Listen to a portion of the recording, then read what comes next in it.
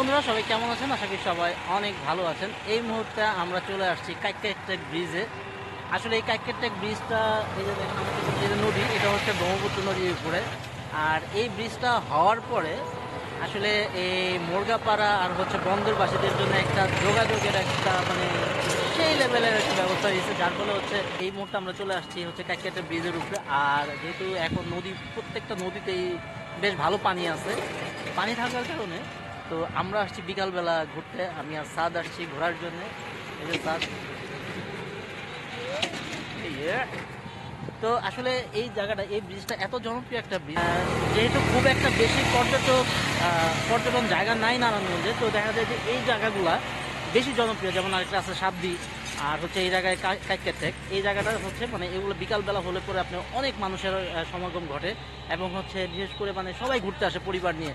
তো আমি আজকে আপনাদেরকে দেখাবো পাখির চোখে এই কাইকটেক ব্রিজটা, যে আসলে কত সুন্দর। ও, ড্রোনের চোখে?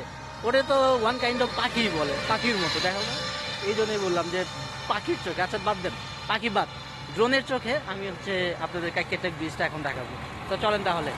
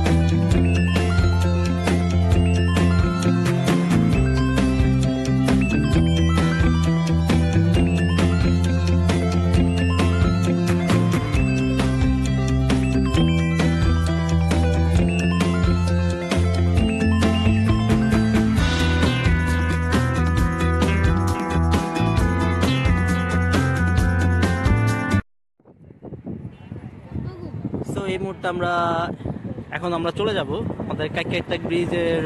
বিকাল সময়টা খুবই ভালো কাটলো, এবং এই যে ফ্রেশ বাতাস, এই যে ব্রহ্মপুত্র নদীর, আসলে ব্রহ্মপুত্র নদী যে কই কই আছে, এটার শাখা প্রশাখা এত অনেক বেশি, যার কারণে হচ্ছে যেখানে যাই সেখানে ব্রহ্মপুত্র নদী। একটা সময় মনে করতাম আমাদের জামালপুরেই মনে শুধুমাত্র ব্রহ্মপুত্র নদী আছে, কিন্তু ব্রহ্মপুত্র নদী অনেক জায়গায় আছে, এটা শাখা প্রশাখা অনেক।